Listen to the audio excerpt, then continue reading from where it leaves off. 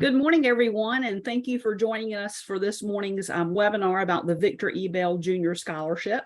We have invited middle school and high school students to participate in the webinar today because it's very important for certainly our middle school students and families to know that you're going to be supporting them as they go through the 2 or 3 years there at your middle school, and certainly as they transition to high school counselors will be supporting them there. So on today's webinar, we have my colleague, Tequila Hall, who will be helping me share the information with you. I am the regional rep for College Foundation, as well as the Bell advisor for the 252 area code region of the state. And my colleague, Tequila, is the 336 Bell advisor for the state of North Carolina. So we are, thank you again for having to be a part of this webinar and having you here today. So we're going to share some very important information about the scholarship and how to nominate. But first, let's get started with why was the Bell Scholarship started? Many years ago, back in the 60s, Victor E. Bell Jr. was made the chairman of the Board of Trustees at College Foundation, which he served for about 30 years until he retired. And the whole purpose of the scholarship was to encourage high potential students that have limited financial resources with hopes that they aspire to a college education. And certainly this scholarship honors the vision that Victor Bell had and his selfless service, and enables new generations of North Carolina students to enhance their potential and future contribution to the state. And we've seen that firsthand. We've had some wonderful Bell scholars in the state of North Carolina that have done wonderful things and are continuing to do wonderful things in the state of North Carolina. So some other facts about the Victor E. Bell Scholarship. We started this back in 2007, 2008. And at that time, we awarded only 10 scholars across the state of North Carolina. We are now into our 15th year of the program, and we are very fortunate for the past several years. We have upped the number of scholars that we select each year to 15. So we're very excited that we're increasing the number of Bell scholars across the state by being able to award about 15 of them now. And we currently have about 180 students in the state with the honor of being named a Bell Scholar, and they have come from about 120 or just over 120 different middle schools across the state. And each year, just to let you know this, we do receive about 100 to 125 nominations. It really can vary from one year to the next. Some years we may have more than that to be nominated, but typically that is the good average for what we receive each year in our nomination pool. And speaking of the nomination process, just yesterday, if indeed you should have received, we hope, an email from Meredith, who is also on the call with us today, from our Bell Scholarship Office, the call for nominations. If, by the way, you did not receive that nomination, and if you are at a middle school or an access group for middle school students, in the chat, feel welcome to put in your email address, and Meredith will ensure that you get that email to make sure that you know all the ins and outs of the nomination process. So feel welcome to put in the chat your email, and we'll ensure that you get the email to begin nominations for your student. So let's go through some of this criteria here today to talk about who can be nominated for the Victor E. Bell Scholarship. The student must be a 7th grader, must be a resident of our state, also must be a citizen of the United States or provide some sort of evidence that they are a U.S. citizen or of immigration service, have demonstrated above average academic performance that predicts a potential for future success. Academic success that includes the following indicators. So by the end of the 6th grade, make sure that that student has had a report card with A or B's in all of their core classes. And of course, you know the core classes, that's math, English, language arts, science, social studies, so that now that they are a 7th grader, you could see proof of that and be ready to nominate your student. The student must have had no expulsions or long-term suspensions at school. They must provide a signed parent or guardian consent form. We're going to share that with you. You're going to make sure you have that so that the parent can sign that form, authorizing that the student's school provides to us grades enrollment status, academic progress, and any other personal information that we require for the initial scholarship eligibility. And the student must show evidence of family income and family size appropriate for free or reduced lunch or any other needs-based assistance. And of course, that nomination certification must come from any school official. While we have Meredith on the phone call right now, Meredith, do you mind providing information about this if indeed the school automatically qualifies for free or reduced lunch?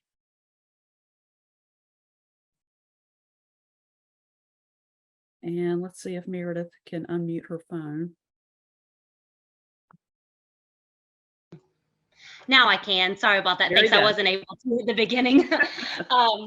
So we get a lot of questions about this. We used to, a couple of years ago, actually ask for a certification. We had a whole actual different process for this. We don't have that now. And one of the big questions that we get is, you know, a lot of counties, every single student gets free or reduced lunch.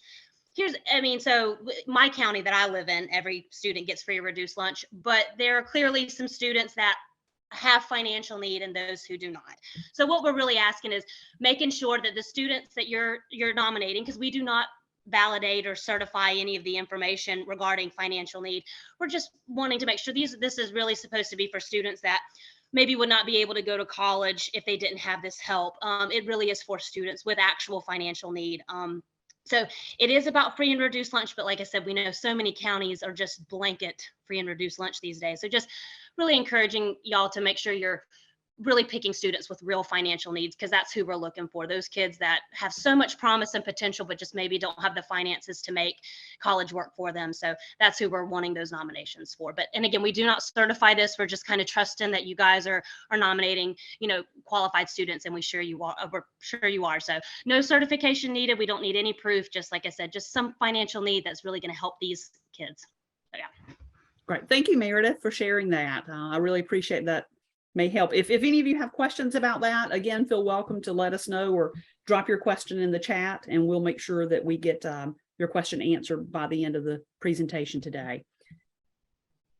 And I think my colleague Tequila, are you going to pick up here and finish sharing some information about the actual call for nominations? Absolutely. So I'm really excited about this year. I just know that it's going to be an amazing year.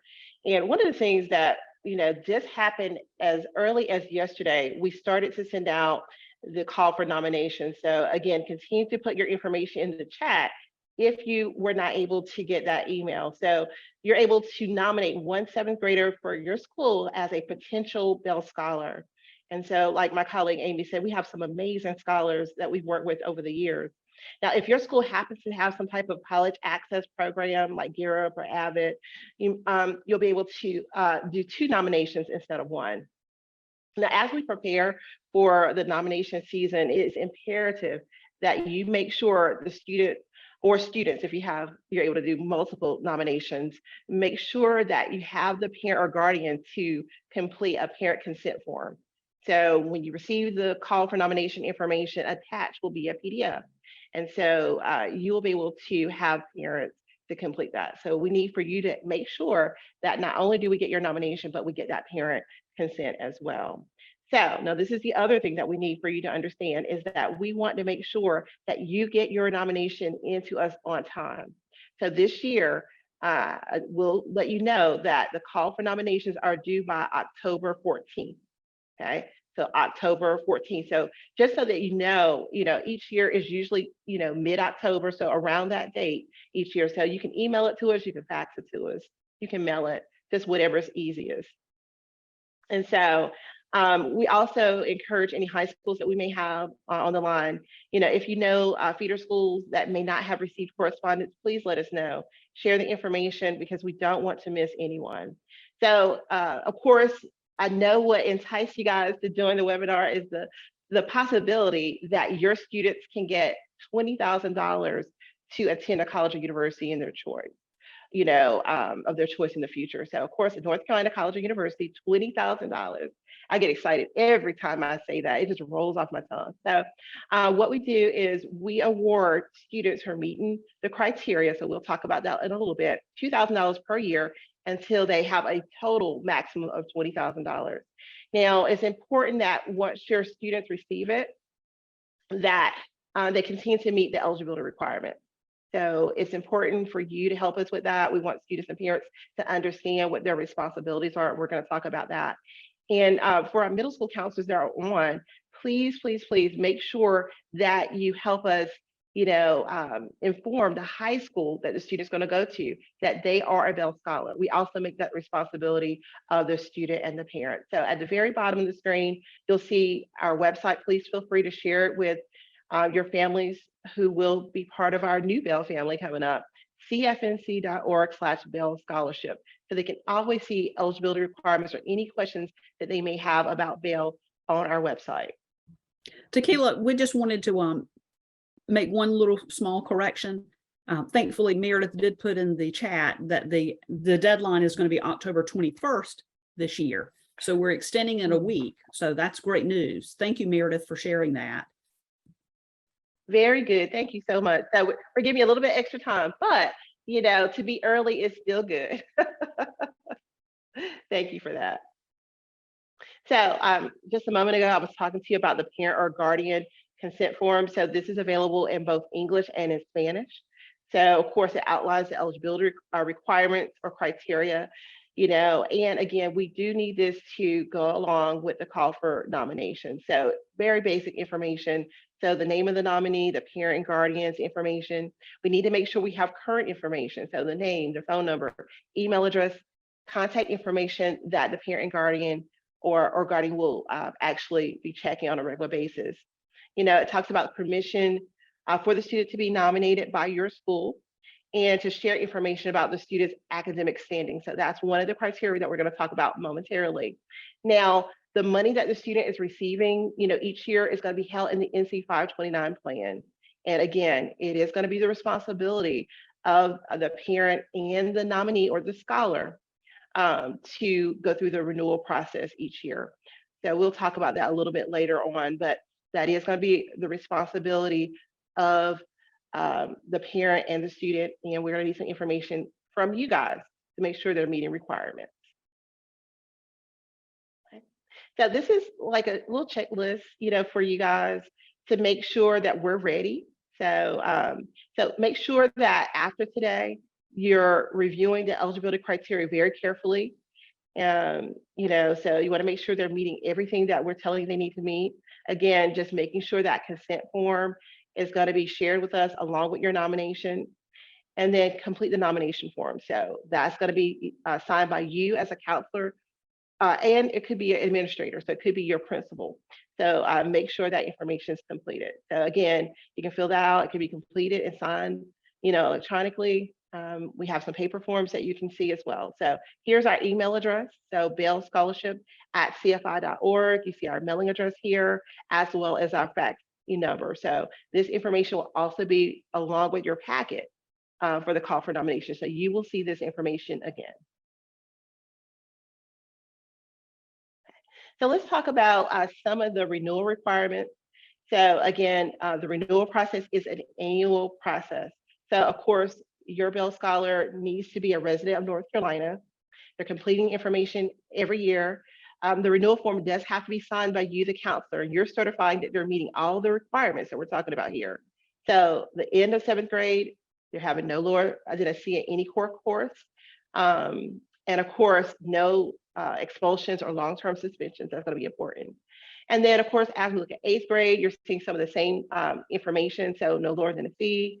They're enrolled in the appropriate future ready course of study. So you'll see, English, math, science, social studies, PE electives, so 22 credits. So we want to make sure they're doing that. And again, the same thing as far as behaviors. So no expulsions or long-term suspensions. Now, as we get to the high school years, you'll see things change a little bit, and we're talking more about the GPA instead of the letter grade. So 9th and 10th grade has earned at least a 2.25 weighted or unweighted, whichever is higher. So we're looking for that cumulative GPA. And again, the future ready course of study at the same behaviors, no expulsions or long-term suspensions. Same thing for 11th grade, but we're going to add just another component. So not only are we looking for that same GPA and the same behaviors and the same information for a future ready course of study, but we're also adding SAT and ACT. So that's being added in as well. Now, we do have some of your students or scholars who may even be attending an early college. So whether they're 12th grade year or early college, they still have to meet the same GPA requirements. That's all the same. The same thing as far as the future course of study, future ready course of study, same thing as far as expulsions and long-term suspensions. And then of course, just want to make sure they're eligible citizen or eligible non-citizen. So that information is going to be important. So when we get to the 12th grade year, we're looking for seeing the students' high school transcripts. So we're going to verify that GPA and the courses that they've taken and all of that information. And then they're going to also have to complete a disbursement form. So that's letting us know, where they're going to be heading and where we're going to need to send, funds. So where they're going to be enrolled. I know the students are very excited about that, and we can't wait to find out where they're going to be enrolled. So we also need for the Bell Scholar to provide documentation that's stating that they're enrolled at least half time in either associate's degree or a bachelor's degree program at an eligible North Carolina school. So I get this question often. So where can the money be used? It has to be an eligible North Carolina school. So we also have to have a copy of that acceptance letter, or some type of enrollment documentation that was required by the institution. Now, after they finish high school, then we're going to continuously need that renewal information. So after that freshman year and each year they're in college, so up to a maximum of 4 years, the Bell Scholar has to still present that same thing. We have to see that transcript from whatever college or university they're attending. We want to make sure they're maintaining satisfactory academic progress. So here we're looking at least a 2.0 GPA. Okay. And then again, not only are we doing the renewal form, but we're having the Bell Scholar to complete that disbursement form each year. All right. So just a few other things. So sometimes we're getting questions about what happens if, a Bell Scholar, is not, submitting that renewal form. Now, first of all, and I know, Amy, you can chime in if you want to, and Skip, but each year your Bell advisor or your student's Bell, advisor is going to make sure that we're corresponding with families. So we look through our list and say, hey, you know what? We haven't received a renewal form from this person or, this family, this scholar, and we're going to do everything we can to follow up with that, Bell Scholar via email, phone call, whatever. And also our team, at College Foundation, who works directly with the program, they're going to send correspondence, whether it's via email or mail, to make sure that, we're not missing something. Because sometimes we have trouble with Bell families, making sure their information is current. So it's important that they keep that information up to date. So if we do not receive that renewal form every year, the scholarship will be terminated and the student will forfeit all the funds that they've received up to that point. Now, we understand that things happen or whatever, and we just need for the Bell family or Bell Scholar, to let us know what has happened. So if something has happened, some kind of extenuating circumstance, we need to be aware of that. So whether it's a reason why they couldn't get the form in or the student didn't meet the academic requirements, it's important that they communicate with us. So, so we want to make sure that that information is available. Meredith, did you want to say anything here? Can we allow Meredith to unmute?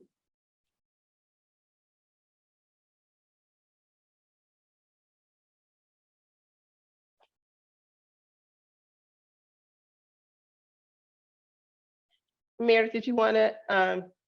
Oh, now I can. Sorry, I kept telling me I couldn't do it. So Okay.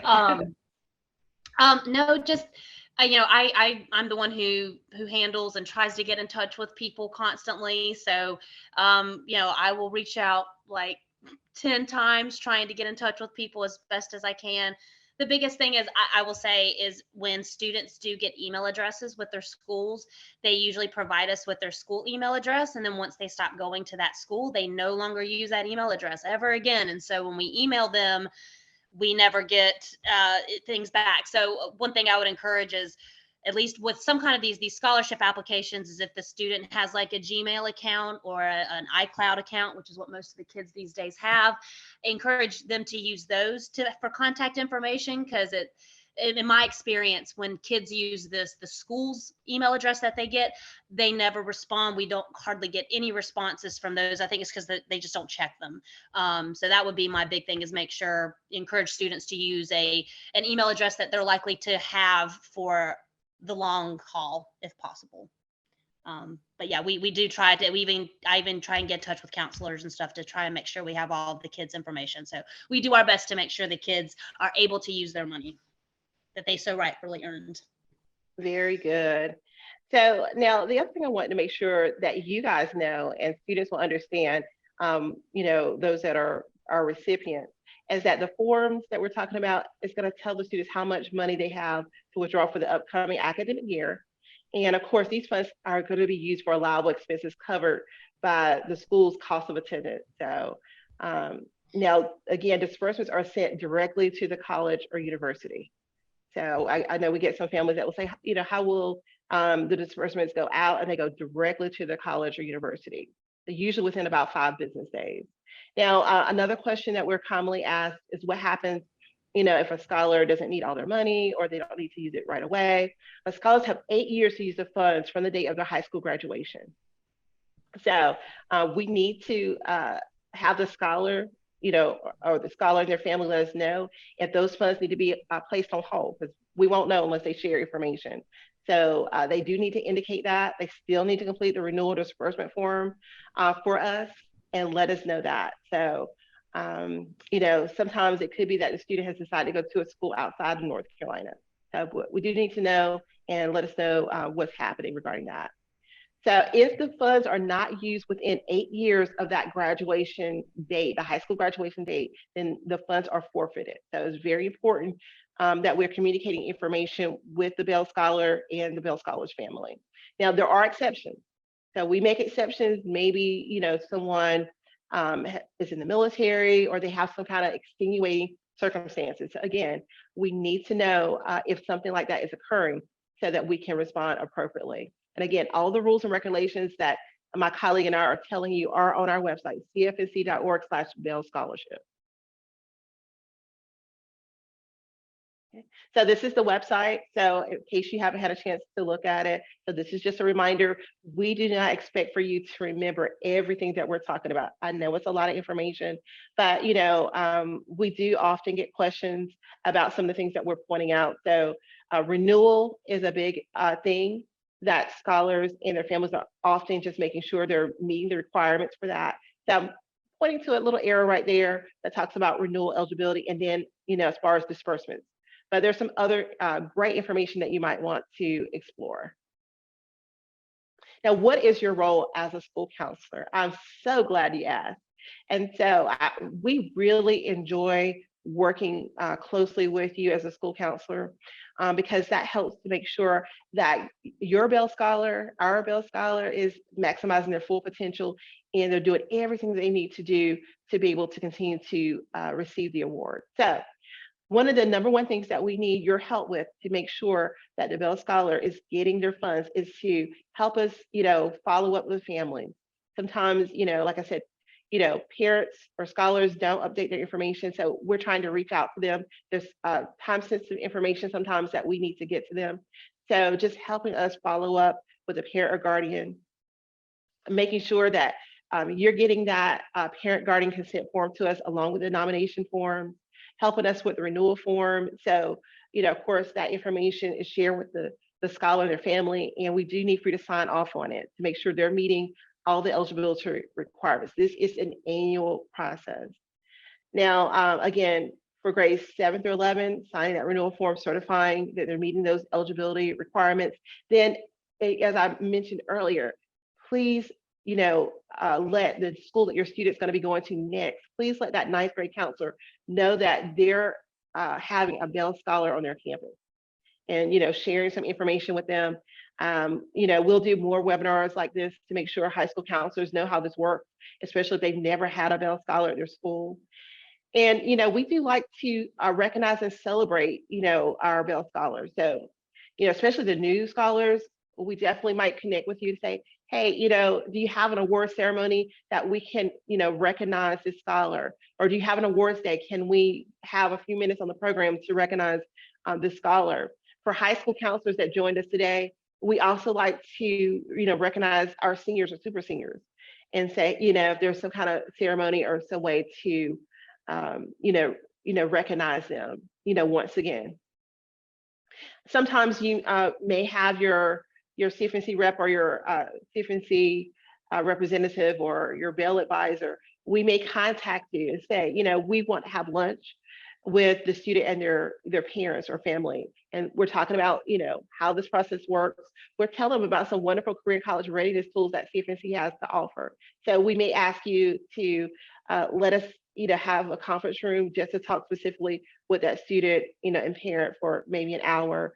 And we'd like for you to be a part of that experience. So don't be surprised if you receive some correspondence about that. Now, what is the role of the Bell Scholar and the parent? So, it is a shared responsibility. So we all have a little bit of work to do to make sure that the student is, being successful in this process. So the students, once they leave you and they go off to high school, we want them to make sure they're identifying, hey, I'm a Bell Scholar, and, I'm going to need you to, complete my renewal form each year regarding, my grades. We want them to be more responsible, in that respect. So that's going to be something that's important, and for them to, monitor their own progress, their grades. So again, renewal forms are sent out each year. It's an annual process. So sometime around the month of September. And we do like to have all that information sent back to us as early as possible. And then students, if they're in the 12th grade, through college, they're sent the renewal and disbursement forms in May, maybe early June. They need to complete that information, and we encourage, scholars to get that information back to us as soon as possible. And again, not only are we working with our middle school students and high school students, but even our college students, we're gonna, send correspondence. We're gonna follow up with them if we haven't received it. So, we know things happen, but we want to make sure that they don't miss those forms. And again, just meeting those requirements and keeping the information, contact information, current with us. Now, what can you do to be ready for this fall's nominations? Review the Bell Scholarship eligibility criteria. So again, go into our website. Please, wait, until we let you know if your student has been if they're being awarded the scholarship. I know sometimes we have, educators are really excited about it. So, we do like to, wait until the student has been officially granted the award before we start making announcements. So you will get some information directly from our Bell team. Your regional rep will also reach out to you if your student is selected as a Bell Scholar. And then I know we're just talking about, being ready for this fall, right? But we also want you to start thinking about the next year. So, by the time this year is over, start thinking about, who are your current sixth graders who will be seventh graders next year? Who do you want to nominate? Because sometimes, we like to think about things while they're fresh in our mind. And then you may have an opportunity to even talk to teachers who are working with the sixth graders next semester to see who might be a good candidate for, the next year as well. So after today, if you have questions, feel free to email us. So email us at bellscholarship@cfi.org. I see that several counselors have put their email address in the chat. So if you don't think of something today, and we're going to give you a moment in just a second to put your questions in the chat or any additional questions that you might have. You may also talk to your CFNC rep or your Bell advisor about the scholarship. So some of us are going to be traveling this fall, and so you may see us at various events. If you have questions, feel free to ask us as well. Now, here are the Bell advisors. So hopefully you recognize your advisor. I know we have some new counselors this year throughout the state, so you may not have had an opportunity to meet your person. But again, I'm Tequila Bars Hall. I am the 336 Bell advisor. My colleague Amy Denton has been co-presenting with me. She's 252. Soretta Broadway is 919. Devin McCarthy James handles 828 East. Brittany Privet is 910. Tamika Ruffin handled 704-980. My colleague Skip Watts, who's been doing an amazing job helping us with chat and giving us support today, is 828 West. And then we have two Spanish services representatives that cover the state. And we have Juana Hernandez Lira, so she covers Eastern North Carolina, and Dr. Juanes Ramirez, who covers the western part of the state. And so you may see them traveling with us, especially if we have some Spanish speakers who can benefit from their services. So they have some amazing things that they do to help scholars to be career and college ready as well. Tequila, we also have Brittany on the call. Skip and Brittany, if you wouldn't mind, if you wanted to say hello and just do a little introduction about yourself, we welcome you to unmute and speak if you'd like. Well, ladies first, but I'll jump in real quick. My name is Skip Watts. I'm the 828 East Regional Rep and Bell Advisor. I work basically from Boone all the way down to Tryon. So my region is mainly in the mountains. I'm here to assist. And while I have the microphone, I want to point out one great question that was posed in the chat from Samantha. Samantha asked, how can she figure out exactly which students receive free and reduced lunch? I commented that she could simply go to the cafeteria staff and ask, and other counselors chimed in and said that, you know, that might not be a possibility depending on her region. And they gave some great workarounds, like possibly asking the cafeteria staff how much that student paid for their lunch, or potentially seeking out some other relevant information, like if the student took part in Christmas cheer, or if they participate in the backpack program, or if they get weekend meals, or if they need support for field trips. So sometimes we have to think outside of the box to figure out which students exactly are eligible recipients possibly for that Bell program. So again, refer back to the chat because counselors, you have provided some great information in there regarding that question. I'm going to turn it over to Brittany. Thank you for the mic. Hey y'all, my name is Brittany Privet, and I am the regional rep for the 910 area code. So I live and work out of Wilmington, but I cover the entire southeastern corridor of North Carolina. So my territory stretches from Wilmington all the way to Montgomery County with the Uwharrie National Forest. And I am here to help with whatever you need. So if you ever need help with the Bell program, or if you'd like classroom presentations, or for me to come by and visit your school and talk to your students about planning, applying, paying, or saving for college, I am here to help. Thank you for all that you do. These past couple of years have been really tough for educators, and we really appreciate the work that you do to support and empower your students. So thank you for showing up today, and I look forward to working with you all in the future. Thank you, Brittany. And Tequila, I've shared the slide on the screen about our contact information. Many of you I know will already have our email and phone number, but just in case not, here is how you can reach out to each of us as your Bell advisor and your CFNC rep for your school. And feel welcome to follow us on Facebook and Instagram, and also encourage perhaps your students and or their parents, because quite often we are promoting webinars about Bell and the 529 program, because that's where these monies will sit until the student is ready to go to college to have the funds withdrawn. So again, reach out to us.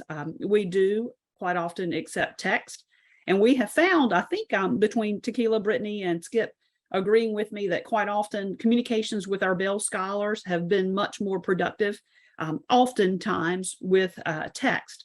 And from time to time, I like to just drop a kind message to them, and I find that they respond much easier with a text than they will an email. And we'll wrap up with some information about our newsletter. We are very fortunate that we have a Bell newsletter that goes out from time to time in the year. And this is a great way for you to discover ways that CFNC can help your Bell scholars prepare for college and career. And that's what our jobs are. As Brittany said, we're welcome to come into your schools to share presentations about CFNC, and the Bell component is just a part of what we do. We invite you to share and submit testimonials about the Bell Scholarship and the experience that you've had working with your Bell scholars.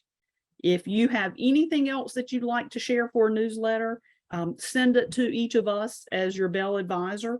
And as always, look forward to start receiving the Bell newsletter. And if you're not currently getting that, shoot an email to Meredith at thebellscholarship@cfi.org, and we'll ensure that we put you on that newsletter. And we've got a couple more pieces of information we want to share. We also are very fortunate that we've, from throughout the year, as Tequila mentioned, share many events across the state in person, but we also know that we're reaching a lot of people in a virtual environment. So we will continue to have webinars, and we will post them at cfnc.org events. Coming up in just another week, Tequila and I will be doing another presentation specifically about the 529 savings account. September 19th is the date for that, and it's tips for contributing to a 529 account. September 21st, specifically for you as educators and administrators, we're having a webinar presentation about an overview of CFNC and any types of updates that we think you need to know. So stay tuned for those. Keep a check on the cfnc.org events page and sign up for any of those. And certainly we want to have you involved as best we can. If you have any questions, reach out to each of us as your Bell advisor. Follow us on social media, email. We've shared that with you a couple of times today, and always feel welcome to call us. Tequila or Meredith, is there anything else we can share? And for all you as our attendees today, if you have questions, continue to put them in the chat. Tequila or Meredith, anything else? This is Meredith. I'll say I just sent everyone who emailed. I've been sending it through the things. Everyone should have a call for nomination. That put it in the chat.